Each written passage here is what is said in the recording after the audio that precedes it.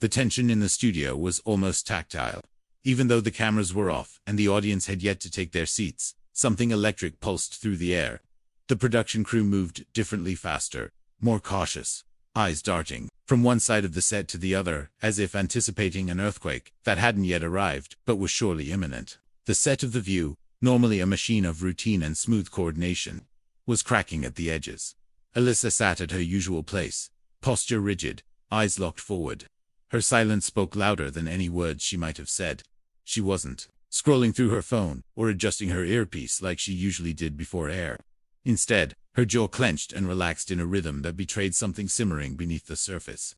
Her expression was sharp, distant. She looked prepared for war, even if no one had officially declared it. Across the table, Sunny Hostin arrived late, not by much, but noticeably. Her entrance disrupted the static energy, bringing with her an air of defiance that didn't go unnoticed. She didn't greet anyone. She didn't even glance in Alyssa's direction. She just took a seat, straightened the stack of cue cards in front of her, and exhaled, as if she had been preparing for this exact confrontation all morning. Producers watched from behind their monitors, pretending not to sense the frost developing between the two women. One of them whispered something into a headset, but even that whisper seemed too loud in the stillness of the moment. The teleprompter operator hesitated to load the next script, as if waiting for a sign that the day's planned topics might no longer be relevant. Neither woman moved. Their silence formed a gravitational pull that affected everything around them. Hairstylists lingered just out of frame. Floor managers exchanged glances. The other hosts, unsure whether to play referee or spectator, kept their distance. The tension wasn't speculative anymore. It was real, alive, and dangerously quiet. What had sparked the storm wasn't fully clear, though whispers in the hallway hinted at an off-air comment made by Sunny during a podcast appearance the night before, an accusation, thinly veiled, that some voices on The View were more concerned with brand rehabilitation than truth. No names were mentioned, but everyone knew who she meant. Alyssa, once a member of a presidential administration, had spent months trying to reshape her image, and Sunny had just set fire to that effort in one sentence. The fallout arrived like smoke before flame. Alyssa had remained composed publicly, but this morning was different. She had arrived early. She had refused pre-show chit-chat. She had made it clear with her presence, her silence, her restraint, that today would not be like any other. Now, with both women seated, the moment dragged on. The stillness thickened. Even the sound of air conditioning felt too loud. Something was going to happen. Everyone knew it. The studio was a charged wire, waiting for a spark.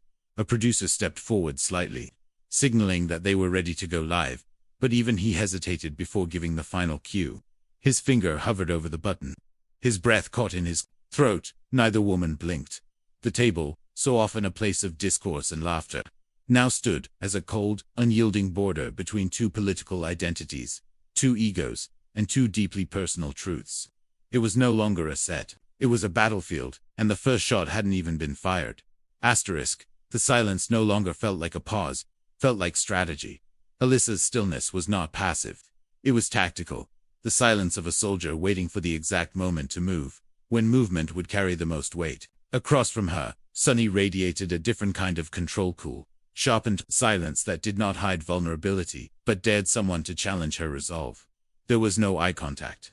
Neither woman looked at the other, but the energy between them was unmistakable, like twin magnets held just close enough to repel without touching. It charged the table, the cameras, the crew. It made the floor beneath them feel thinner, as if too much pressure from either side would cause it to crack. Sarah's breathing grew shallower. Her peripheral awareness was heightened. She could feel every twitch, every micro-gesture around her.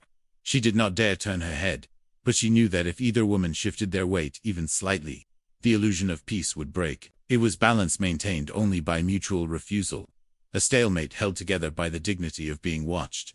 The crew continued to orbit the edges of the tension. Makeup artists dabbed imaginary sweat. Lighting techs feigned recalibrations. Everyone was pretending to do something important to avoid acknowledging that the true event, the thing they were all waiting for, had nothing to do with show prep. The news was not out. There it was in the room, at the table, condensed into the inch of air that separated two women who had once exchanged polite on-air banter and now communicated only in strategic absence. The teleprompter operator had removed their hand from the controls. There was no use pretending this was a regular show anymore. The script might as well have been blank. The words on the screen held no power over what was building beneath the surface.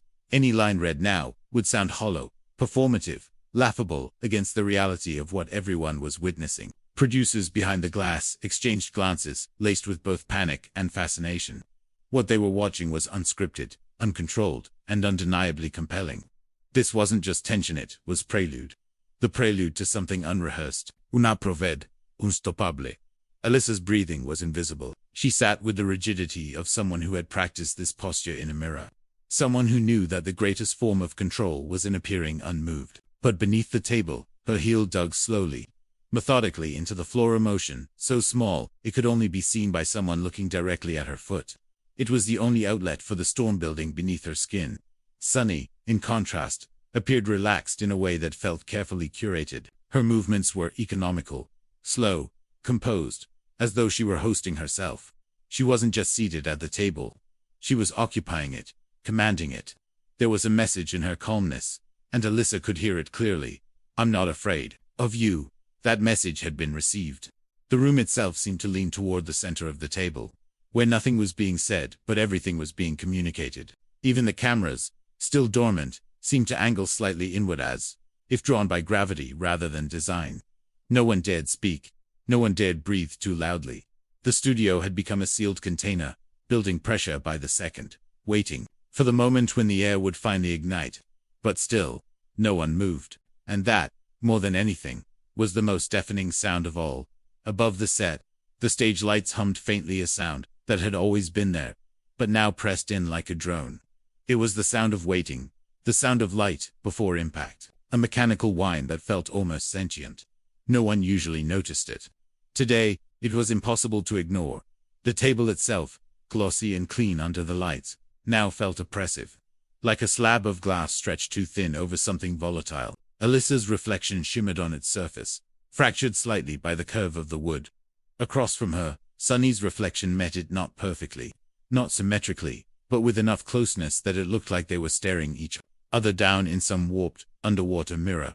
From the production booth, an intern, barely 3 weeks into the job, stood, frozen in place, clutching a clipboard he hadn't flipped through in 10 minutes. He didn't know what he was supposed to do. No one had told him what to do when the temperature in the room dropped without warning. When the show became a standoff before the countdown had even started, Marlo watched everything like a battlefield general. Headset crackling softly in one ear, she didn't blink. She didn't need to. She had seen flare-ups before, moments when egos scraped against each other hard enough to throw sparks. But this wasn't that. This wasn't impulsive. This was something older, quieter, more premeditated. She reached for her earpiece as if to adjust it, but didn't. Her fingers simply hovered there, tense and expectant. The other hosts weren't frozen, but they were trapped. Anna shifted slightly in her chair, a motion so subtle it might have just been a breath translated into movement. But even that was enough to feel like a provocation. She immediately stopped. This moment didn't belong to anyone else, and everyone knew it. On Alyssa's side of the table, the air felt sharper, less oxygen, more friction. The silence around her wasn't hollow. It had density, like fog that had congealed into something almost solid. She remained still, but her stillness wasn't peace. It was armor. Her body language was careful, studied, but beneath the surface, something seismic flexed its muscles. Her mouth didn't twitch, but there was a heat behind her eyes that pulsed like a silent metronome. Sunny, meanwhile, sat in what looked like ease but wasn't. It was something closer to performance, but not for the cameras. The calmness she projected was not deceitful. It was control, and every inch of it was deliberate. Her shoulders remained square, her jaw set but not locked. Her fingers, perfectly manicured, rested on her cue cards, unmoving, not gripping, not fiddling, just resting. The kind of stillness that only came from discipline.